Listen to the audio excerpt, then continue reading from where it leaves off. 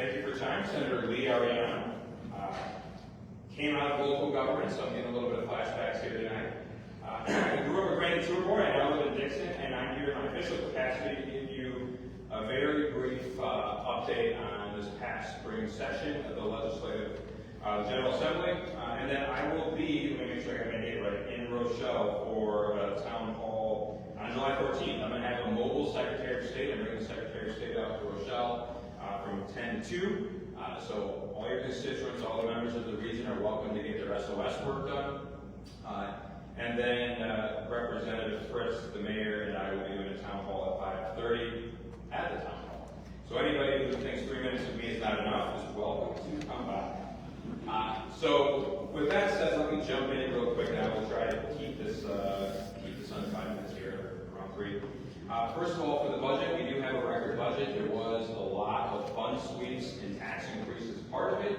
We did not pass or attempt to pass a constitutional amendment to get what they call the millionaire's tax, or the spike taxes, which would have really unleashed some spending.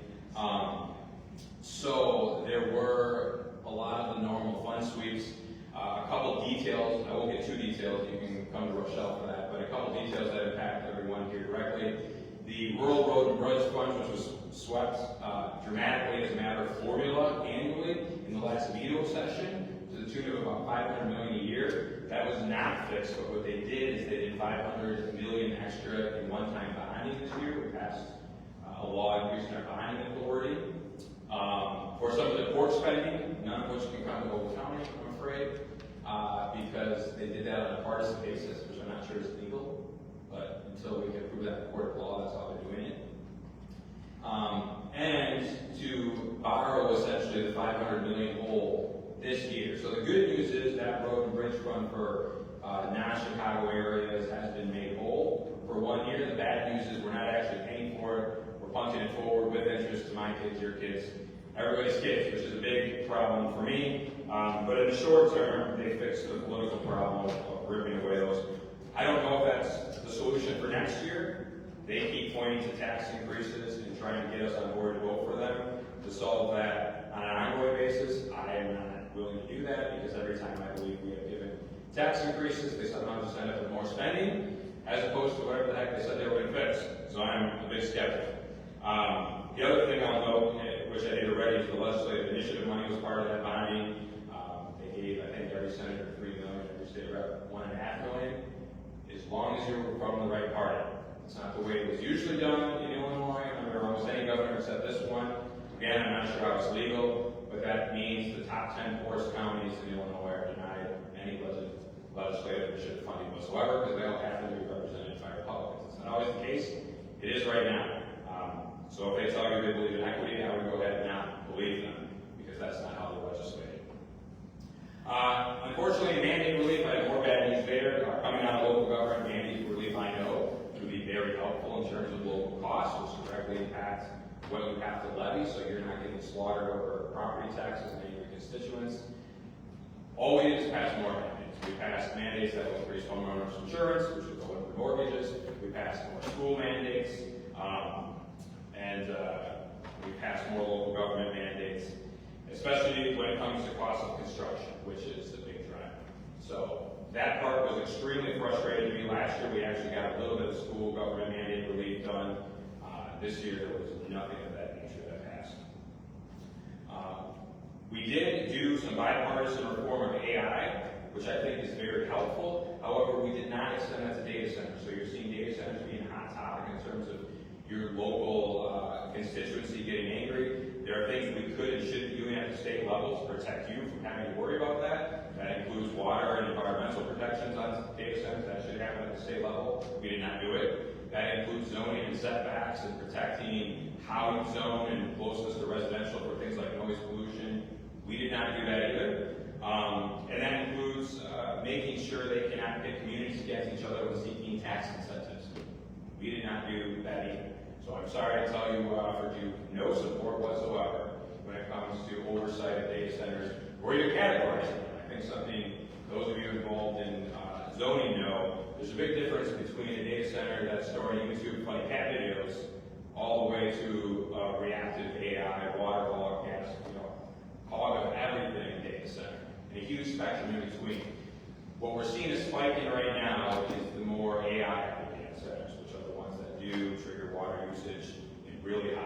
draw in terms of energy costs. I like to think after the election, when they're not thinking about politics as much, there is a bipartisan push to solve that. So I would invite any of your input at the local level into some of those issues, because there may be a window of opportunity where members of either party can speak into that and talk about what you're experiencing at the local level. So feel free to offer me that feedback over the summer. I know steer clearing has been a heavy topic. There are things we should have been doing at the legislative level down in Springfield to more empower what the permitting process looks for you guys, including how actual sanctioned rodeos happen, which I know are not what's happening in local county. We did not do that either. I am very sorry. I tried to push some of that. I know a number of us did. Especially coming out of local government, I know how important that is to have that state structure to draw from.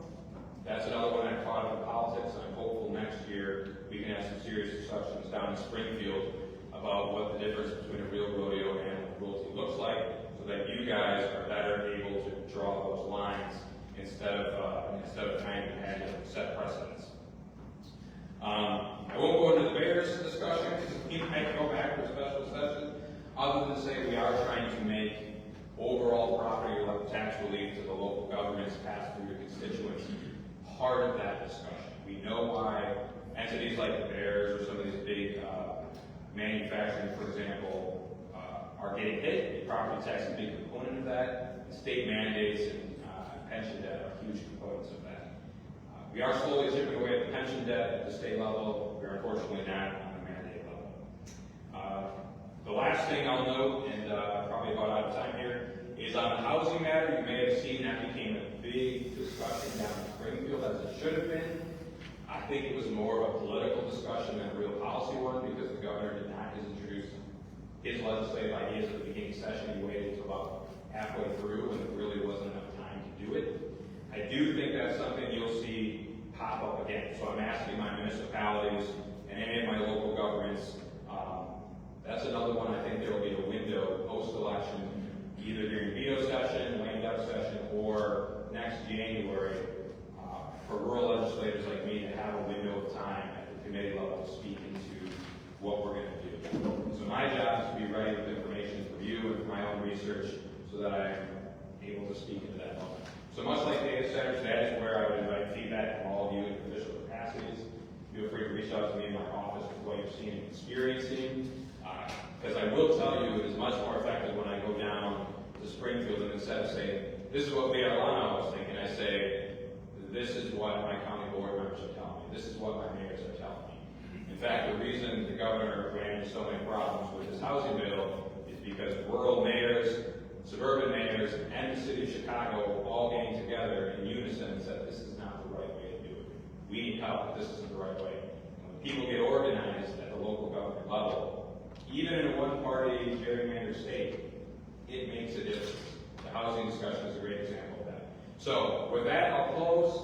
Again, Li Arellano, your state senator. I represent the southern part of Ogle County, Rochelle, Granite Tour, Lost Nation, 2/3 of Polo. I'm sorry, they chopped that up in the maps, in Shana. But I welcome input from anywhere in Ogle County. So if you don't happen to be in my part of Ogle County, I am still one of your Ogle County state senators. So please feel free to use me as a resource and share your knowledge with me.